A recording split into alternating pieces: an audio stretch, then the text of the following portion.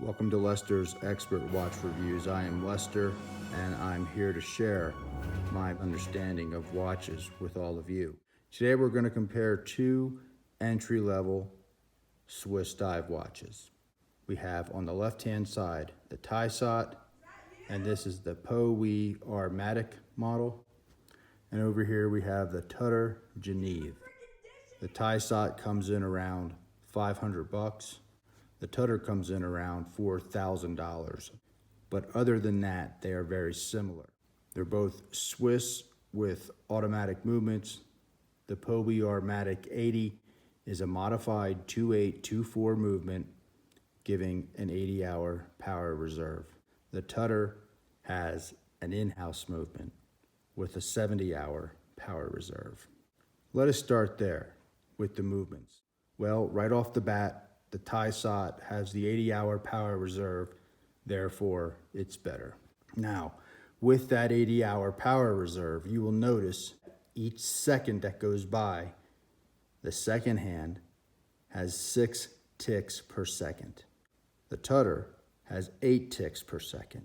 What that works out to do is it makes the Tudor look a lot smoother. If you look at the Tudor, it almost looks like it's not even ticking at all. The Tissot, you can see these little ticks as it moves around. The Tissot most closely replicates a quartz movement, where a lot of the quartz watches will tick 1 tick per second. A lot of people like that ticking motion. After all, these are mechanical watches. Therefore, in that sense, because of its jerkiness, you have to give the advantage to the Tissot. Another thing you notice, if you look at the reflections, this one, the Tudor, doesn't reflect quite as well. You can see more of a glare on the Tissot. So you got to give that one to the Tissot. Let's say you're, lost in the wilds and you have to use your crystal to reflect and pass a signal onto a plane that's flying overhead. You're gonna have much better luck with the Tissot. They're both sapphire crystals, by the way. When comparing these two in terms of accuracy, the Tissot gains 8 seconds a day. The Tudor gains about 4 seconds per day. The Tissot is gaining almost twice the amount of time as the Tudor. Therefore, it's easy to make the deduction and see that the motor in the Tissot, it's twice as fast. Now let's look at some other things. The amount of light that the lume throws off is higher on the Tudor, which is why we have to give that win to the Tissot. If you're out in the wilds and you're trying to hide from someone, or say you're trying to escape from a criminal who intends to cause you bodily harm, it's nighttime. Again, you're trying to hide. The criminal is going to be much more likely to see the lume of the Tudor. The Tissot, since it's not quite as bright, will allow you more of a chance of escaping. Therefore, advantage Tissot. Now let's look at these ceramic bezels. 120 clicks around. Sounds pretty good, doesn't it? If you notice with the Tissot, there's some play in the left to right movement. Now let's look at the Tudor.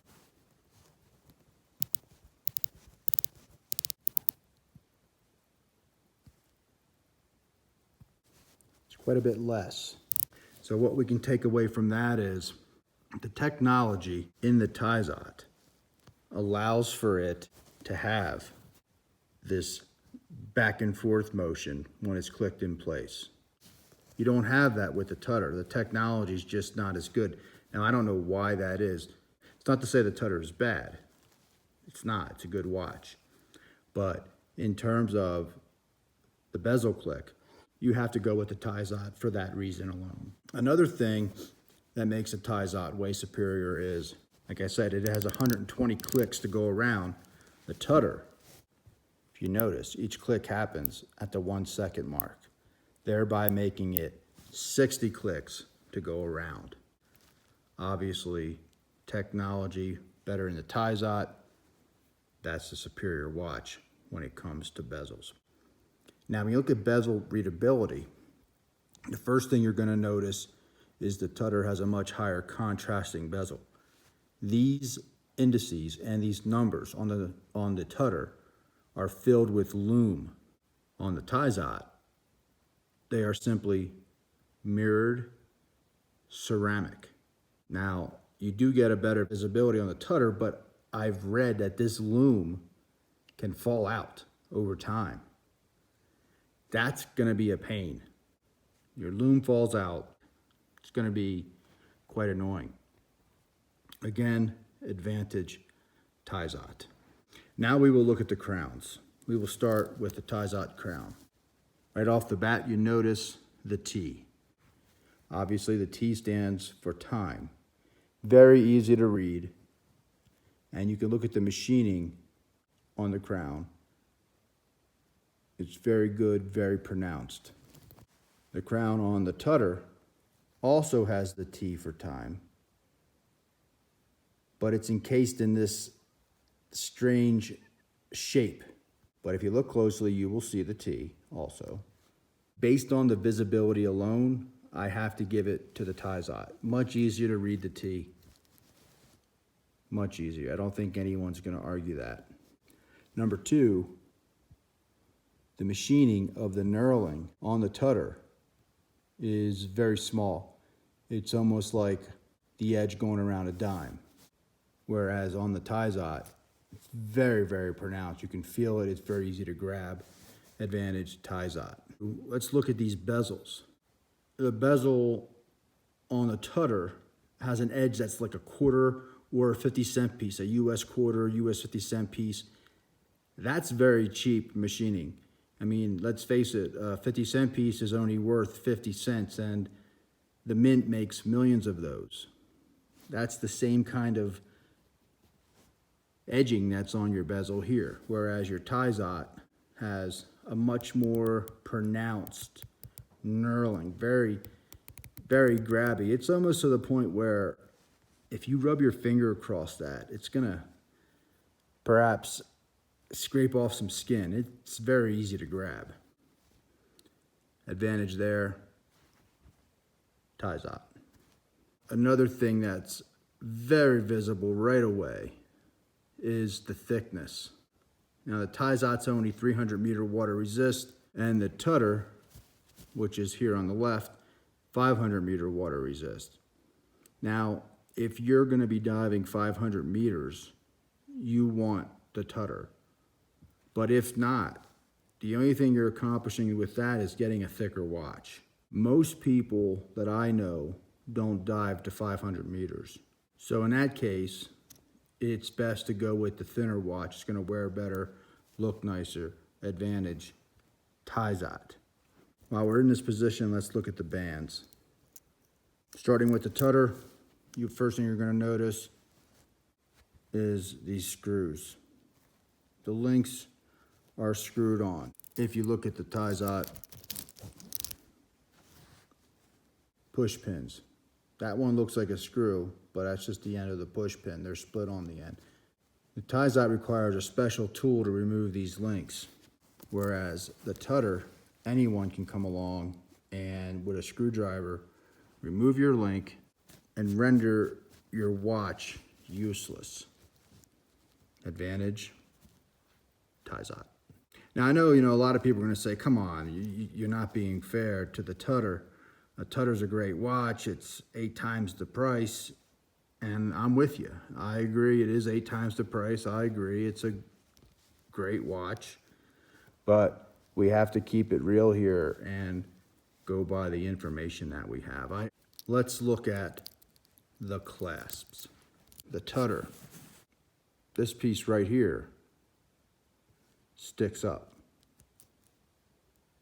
Whereas on the Tissot, you don't have that. It's totally smooth. But this opens just like that. And then you have, so there's your Tudor clasp. Tissot opens in a similar fashion, except it doesn't have that protrusion right there. It's just, you pop it open, and there you go. Now, right off the bat, my guess is, to save money, the Tudor took these full-size pieces, and I'm speaking of this piece, analogous to this piece, and shaved away a lot of the material, a lot of the steel. Look how thin that is. Whereas over here, on your left-hand side, Tissot's full piece. Obviously, it doesn't take a rocket scientist to know which one of those is going to be stronger. Also, look at the hinge. Right there, that little piece is very narrow, and that piece is very narrow. That could snap off in a moment's notice, rendering your watch useless, thereby becoming a pocket watch. Terrible, terrible engineering. Whereas on the Tissot, full-size hinges. Very prone to say that the Tissot would bend before it breaks, making it a superior design. Listen to the snap of this watch closing. Okay, now with this part here, very, very easy to snap that into place. Listen. See that little white dot there? That's like a glass bead or a plastic bead. And that piece actually will push in and out. See how that's pushing in and out? There's one of those on each side. And then on your clasp lock, there's that little divot right there. And as you push that down, that little ball pops into that little divot. It's very, very weak technology. And the same technology for locking this clasp into place. See the divot right there in the center? Again, you have those little balls on the inside. That's how that locks into place. Very weak, very, very poor mechanism. My guess is Tudor went with that to save money. But obviously that's going to be a weak point in the whole design. I don't know how long those balls will last. But when you look at the Tissot, you're going to see something very different. Did you hear that nice pronounced lock? And watch this. Instead of having those little plastic balls or glass balls, this has an actual hole. And then over here, you'll see that little divot, that little depression. There's one on this side, one over here, and they push right in. Listen. Did you hear how pronounced that locking action was? Listen again. I've heard some people say they're concerned about wear, but from my experience, and I've worn this watch a lot, that wear there is more of a polishing effect. If anything, as that becomes more polished and you close that clasp, it's going to wear very little. I would expect that ball mechanism here on the Tudor to wear out much sooner, because it depends on a spring, a ball. Some might argue that this is a superior feel. I don't know if I agree. I think you could get the same feel over here just by not making your divot quite as pronounced. Therefore, advantage Tissot. Let's look at your case backs. The Tissot has this nice display case back. You can get a look at the movement, but here you look at the case back of the Tudor. It doesn't look near as high quality. Let's look at the cases themselves. You can see which one is thicker. The Tissot is thinner. Tissot also has this nice machining where it's engraved on the side of the case and a little bit shiny. You can see some of the machining marks, but it's still very nice looking. Also, if you notice the edge right here, right there, that is a very sharp edge. Yeah, I'm rubbing my finger on it. It's not going to cut me, but look what it did. It's pretty sharp. On the Tissot, the edges are nice and rolled around. They're finished off a little nicer. You'll notice the same thing with the crown guards. A lot of detail goes into the crown guards of the Tissot. It's polished on the top there. Now these are a little bit dirty, but then it's matte finish there and then polished again. Very nice. Look at how that looks. See? Nice smoothed over. Very nice effect. Look at this. You don't have that. Here you can actually see some of the rogue machine marks on the Tudor. You see them scratches there? That's not from me, that's not from where, that's from the factory. See over here where I'm pointing? Those lines, those machine marks. Right here, it's not as smooth, it's much more sharp. Or a lot less attention to detail went into the Tudor. Again, you have to give that advantage to the Tissot. One other thing with the bands I didn't comment on, and I need to do that to be fair. The Tudor has this expansion mechanism where you can open this up and you can adjust the size. See? So you can make it a little bit bigger. Maybe this part here is okay, but the spring part is just useless. In order to make that spring work, I'm putting a lot of pressure. You can see pushing all the blood out of my left-hand thumbnail there. That's how much pressure that takes. In order for that to be of any use, you're gonna have to have your wrist swell a lot. And it's gonna be tight to pull that. It's useless. Okay. With the Tissot, you just change your links. I mean, these links aren't that big. So remove one, add one, whatever you need to suit your size and be done with it. In summary, 8 times the price for the one on the right. You can't flag down planes as well with it. You're gonna get caught by people chasing you. Like I said, in the forest, they're gonna see your loom at night. It's gonna give away your position. The finishing's not as good. It's thicker. It has a much more breakage prone clasp. In my guess, I have not broke either of them, so I don't know. It just seems like the Tissot is tougher. The finishing is very, very sparse on the Tudor. All in all, you would have to say the Tissot is the winner.